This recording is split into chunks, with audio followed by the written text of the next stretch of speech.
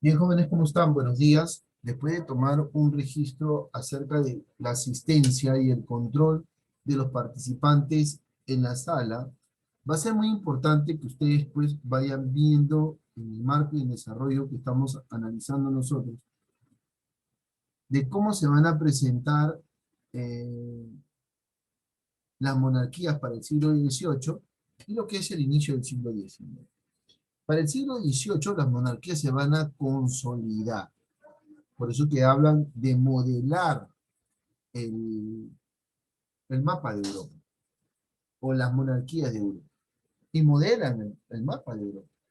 Ojo que no estamos teniendo un país de Italia y no tenemos un país de Alemania como tal. Tenemos un estado germano, tenemos eh, muchos reinos, ¿no? Que tienen un líder que es una monarquía, y sobre todo que se va a impartir una monarquía absolutista.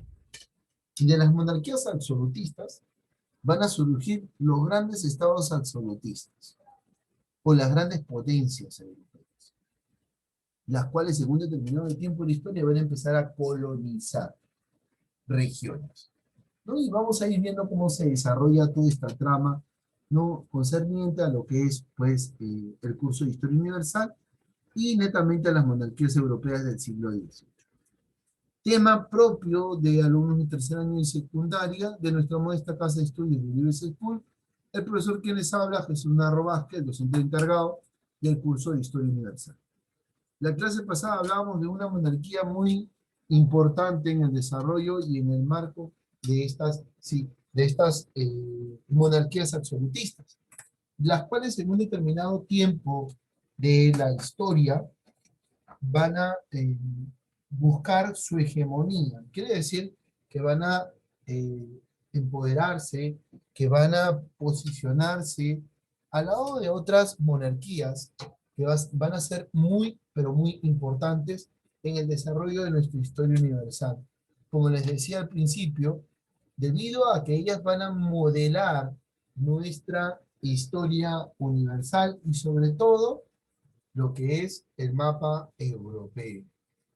Nosotros la clase pasada hemos visto acerca de Inglaterra o Gran Bretaña o Reino Unido, como lo vamos conociendo, pues hoy nos toca hablar de dos más, de dos importantes monarquías, la monarquía austriaca, o sea, de Austria, y la monarquía de Rusia.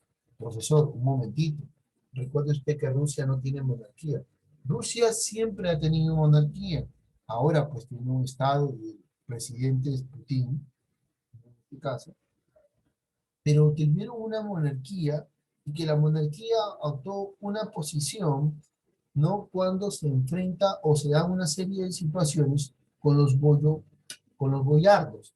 Y los boyardos agarran una postura de zarismo, ¿no? Y el término zar se empieza a utilizar para dirigirse así a los reyes o a los monarcas.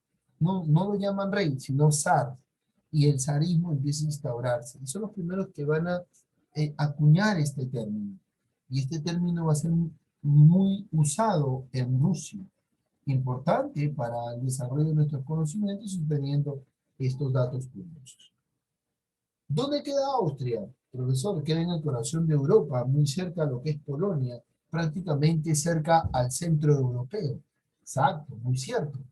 Lo que usted está analizando es, pues, para referir un mapa a mano alzada acerca de la posición de Austria. Pero todo va a empezar para el año 1600. Para el año 1600 es como se va a ir consolidando esta monarquía en Austria. Monarquía que también se va a ver condicionada a lo que son los matrimonios por pactos, por hacer crecer el territorio, por aliarse con otro estado, con otro reino, para contrarrestar las invasiones de o las invasiones de, para ejercer dominio o como para ir anexando territorio. Austria no va a ser ajena a esas acciones, a lo contrario, va a ser parte de esas acciones. Estamos viendo ahí el territorio de Austria bien marcado, ¿no? Colindante a Italia, Eslovenia, Croacia, Germania, no Alemania, Germania, ¿no? La República Checa, entre otros más. Entonces vamos a ver a Austria y todo lo que trae consigo Austria.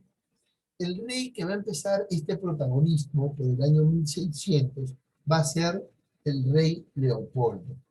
Y él va a asumir un grado de emperador, ¿no? Recuerden ustedes que es territorio de Occidente. Sigue acuñado esos términos como tal. No se dirigen a Leopoldo como el rey, sino como el emperador. Él va a lidiar una batalla con los turcos. Los turcos van a estar posicionados en este territorio.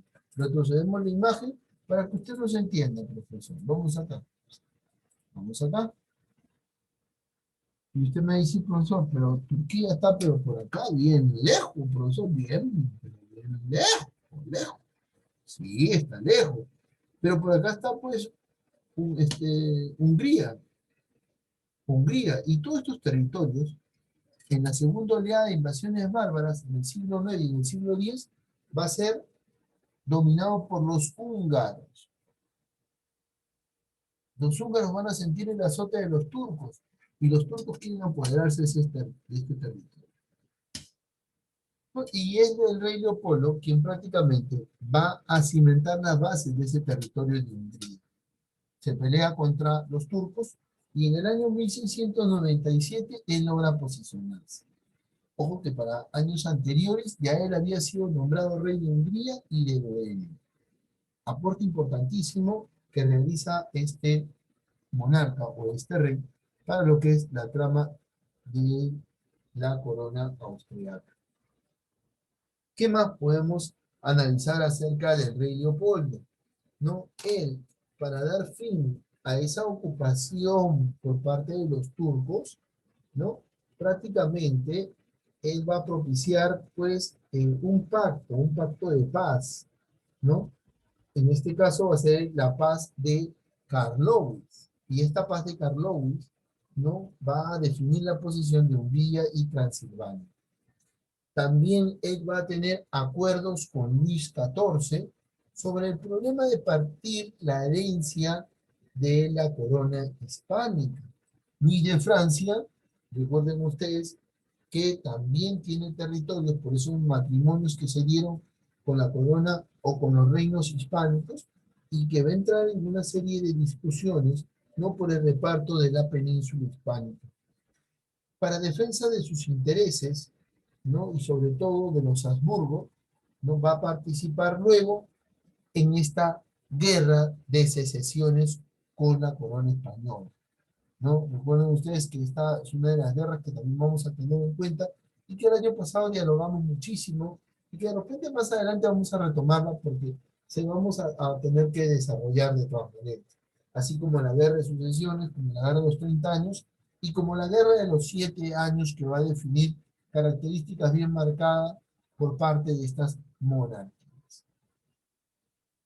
Después del rey Leopoldo, él, entre todos sus hijos, el último, el conchito, el engreído, por así decirlo, va a ser Carlos IV. Y Carlos IV va a ser pues considerado el segundón después de Leopoldo. Y él, el último descendiente, perteneciente a la corona de los Habsburgo, va a heredar los derechos tanto de qué, de la corona española como de la corona austriaca. Quiere decir que ya habían fijado lazos, ya se habían presentado matrimonios, como se dice, y pactos, y firmados, bien claro. ¿No? Y recuerden ustedes que para haber participado en la guerra de secesión, no prácticamente lo había considerado, pues, a buen ojos, no del rey Felipe V, quien va a tener que ceder el trono de España, ¿no? En este caso, Carlos IV le cede a Felipe V el trono de la corona española y así se van acomodando, como se dice, las monarquías. Para el año 1713, a finales de este año, va a darse una situación pragmática sanción. ¿Qué quiere decir pragmática sanción? Que Carlos VI, va a dejarle el trono a su hija, María Teresa. Ojo, María Teresa. Los hijos de su hermano José eran los encargados de asumir el trono, pero no se dio así. Por lo tanto, al asumir su hija, se va a dar toda una serie de situaciones para ella. Por eso quiere decir que María Teresa va a gobernar después de Carlos VI, sí. Para el año 1714 firman un tratado de Rasta en el cual Austria va a tener Milán, Nápoles, Cerdeña y los va a cambiar de nombre a lo que se conoce hoy en día por Sicilia, considerados en el marco de los Países Bajos, que después pasan a ser parte de la unificación italiana, sí, y después pasan a ser de lo que hoy se conoce como Italia, profesor. Exacto. Entonces, María Teresa va a asumir la regencia y es ella, considerada la emperatriz, todavía con el término emperador, que para prácticamente va a empezar a hacer toda una situación. La herencia de Carlos VI, en virtud va a ser para ella, y esta situación de dejarle la herencia a ella y la conducción de Austria a ella, es considerada como la pragmática sanción, ¿no? Ella va a practicar lo que es el despotismo ilustrado. Va a apoyar, va a ser apoyada por Kaunitz, que va a ser su primer ministro, y va a llevar a Austria a una serie de transformaciones y cambios, y sobre todo reformas políticas.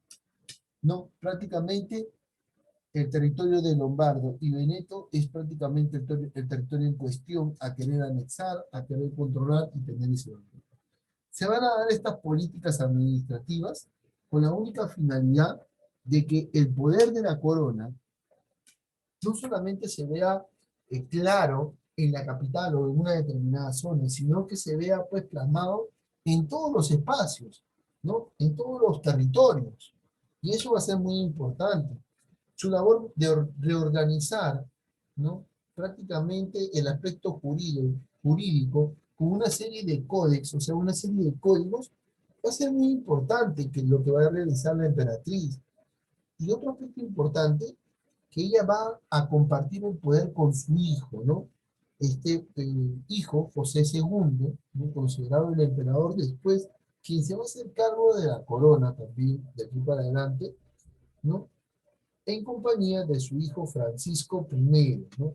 De la corona de Habsburgo y Lorena, el cual pues va a asumir después, a la muerte de su padre, va a asumir la corona de Habsburgo, ¿no? Junto con el reino de su madre. Y estamos teniendo claro que José, perdón, segundo, va a asumir dos reinos, el de su padre, Francisco I de Habsburgo y Lorena, y el de su madre de la corona austríaca.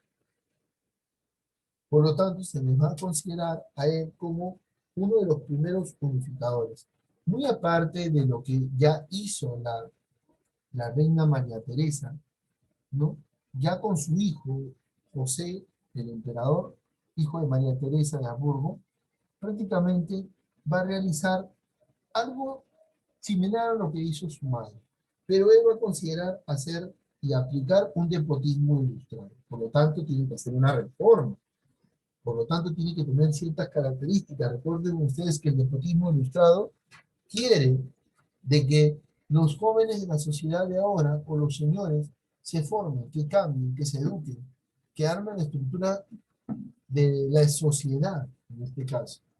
Y otro punto importante que va a hacer José II es que va a conceder la libertad, ¿no? De culto a las minorías religiosas. Le va a dar ese grado. Va a intervenir en los conceptos de la vida de la iglesia, ¿no? ¿Por qué? Porque prácticamente va a condicionar las relaciones que hay entre los obispos y los papas. Otro punto importante, que va a fundar seminarios, ¿no? Y va a proclamar el alemán como único idioma en esta parte del continente, ¿no? Este último va a realizar todas estas reformas, ¿no? Y se va a ampliar en los territorios de Hungría, Bélgica, ¿no? Y entre otros estados actuales. Y por último, José II va a caer a manos, pues, de una enfermedad que va a ser la tuberculosis. Él muere, pues, por esta enfermedad que te carcoma los pulmones, muy importante enfermedad, que si no nos alimentamos bien, nos puede, como se dice, caer y complicar nuestra salud. así como tenemos a Leopoldo, perdón, a José II, ¿no? Vamos a tener, y hasta ahí nos vamos a quedar, porque ya estamos entrando en lo que es el break, nos vamos a quedar para después volver con Francisco II y volver con la monarquía de Luz. Vamos a hacer un alto ahí, queridos estudiantes, ¿no? Para poder nosotros continuar con nuestras labores académicas. Hasta este punto, ¿alguien tiene alguna duda, algún interrogante, algo que preguntar, algo que decir? ¿No? Profesor, Todo bien, profe.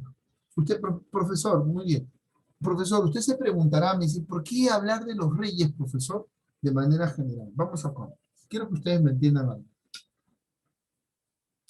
Ustedes estamos conociendo todos los reyes. Austria, Prusia, vamos a ver después, Gran Bretaña, España. Todos los reyes van a estar acá.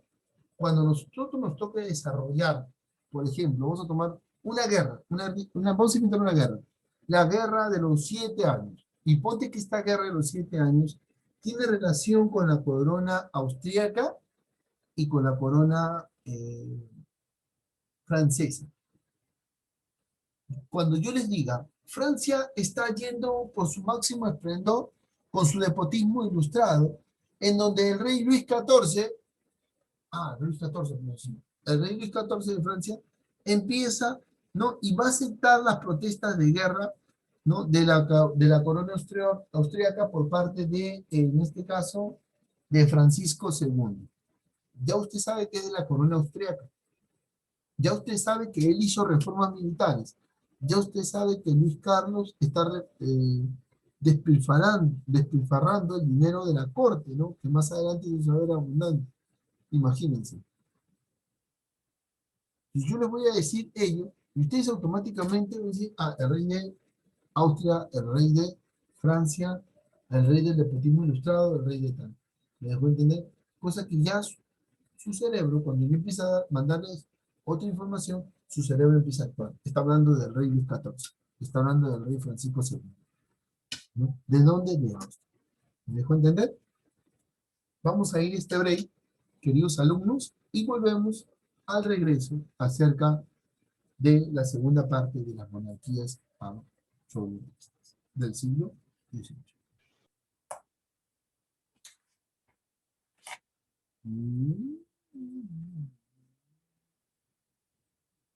No.